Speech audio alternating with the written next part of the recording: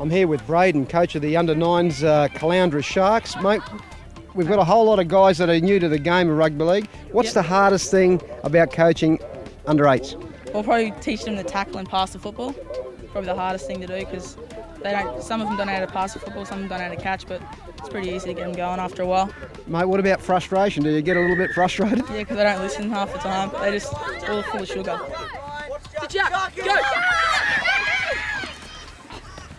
So they're just normal 8-year-old boys that just want to get on with it. How's their concentration levels?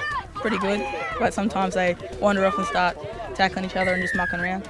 And how long have you been coaching? This is my first year on my own, but last year I assistant coached with Jed. Well done, mate. Brayden. Mitchell, what about you? Do you get frustrated coaching these young fellas? Just a little. It's hard to keep them concentrated and trying to teach them the skills at the same time. And how long have you been coaching? Second year. Second year? Yep. Well, there you have it. It's fantastic we get young kids like this in the grassroots rugby league getting out and coaching. Rugby league needs more of it.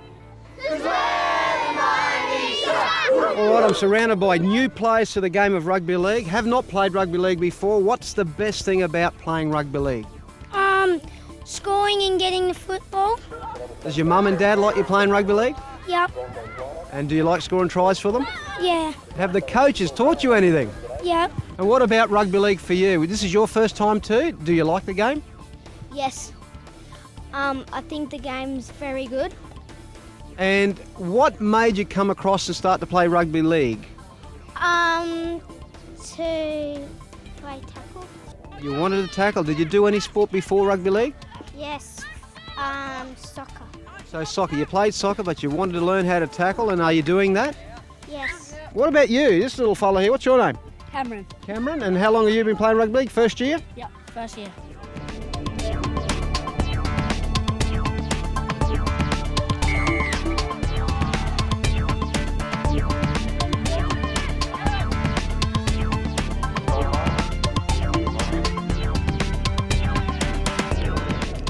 Well, here I am with Chris Little, and Chris has got a very, very tough task. He's the coach of the Sunshine Coast Sirens, and they're a female rugby league side, and going well by all reports. It's fairly strong up here. Chris, is it a hard job coaching women? Mate, not at all. It's quite a pleasing job, really. The girls listen quite tentatively, and they're always learning. A lot of them have got a touch football background and they've got the basic skills there. My job is just to guide them and give them a good structure. They like the physical contact, that's why they're out there. They're not scared, they give it 100%, and as you'll see today, they'll put in the effort and they'll enjoy themselves. We've got an Australian player in Tara Westra. We've also got an ex-Olympian athlete. She went to the 2000 Olympics for judo. We've got a front rower. She introduced herself as Blocker, and she's a prison warden down at Waco Jail. So yeah, got some good quality players out there. Karen, now tell the viewers back home what your nickname is. Karen Roach, it is? Yeah, blocker. What position? Front row. Now, Karen, what got you interested in rugby league? My dad, I grew up on the day. And what attracted you to play rugby league? Is it the physical aspect? Most definitely. So you like getting it in and mixing it up? Love it. Love smashing people. The guys reckon the women hit harder.